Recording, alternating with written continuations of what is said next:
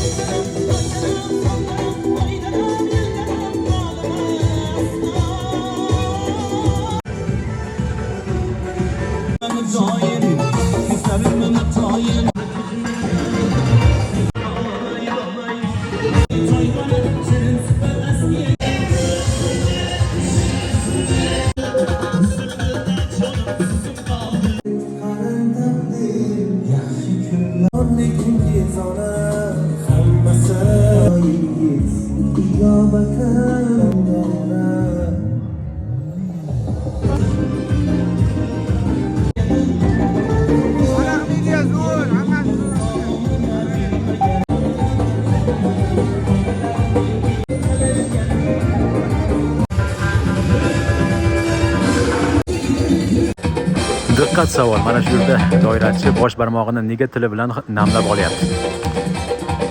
O'ylaganlarning tanijoni sog' bo'lsa ilohim. Va mana shu kun qahramonlari oldiga tortilgan afsonaviy shirinliklar, sevgi va sadoqat ramziga aylangan go'zal tortlarni kesish fursati yetti nazarimizda.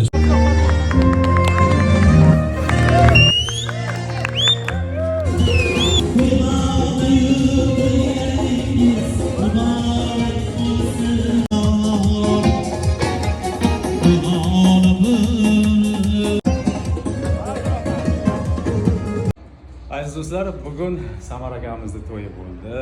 Bu odamni butun Yangiqo'rg'on taniydi. Men masalan, maktabni 20 yil bo'lgan bo'lsa bitirganimga. Bundan oldingi yil bitirganlar ham, bundan keyingi yil bitirganlar ham mana Samar akani taniydi. Bu insonni retro odam deyishadi va vaqtlar ta'sir qilmaydigan odam deyishadi. Chunki o'sha bizning yoshligimizda maktabda tijorat bilan shug'ullangan, maktabda savdogarlik qilardik. O'sha vaqtni qanday ko'rgan bo'lsam, bugun ham xuddi shunday turibdilar. Va bu gapimning isbotini butun Yangiqo'rg'on va 2-maktabda o'qiydigan barcha tasdiqlashi mumkin. Samar akamiz retro odam. Tasdiqlaganlar like bosamiz. To'ylar qoldi bo'lsin, yoshlar baxtli bo'lsin. To'ylar muborak. Sizlar bilan Farhod Ro'ziyev bo'ldi. To'yimizning eng qiziq joyiga yetib keldik. Rahmat. Barakasini bering. Sog' bo'ling, farzandlaringiz qo'sha qarsin. Katta rahmat. Rahmat. Anvar akaga gul.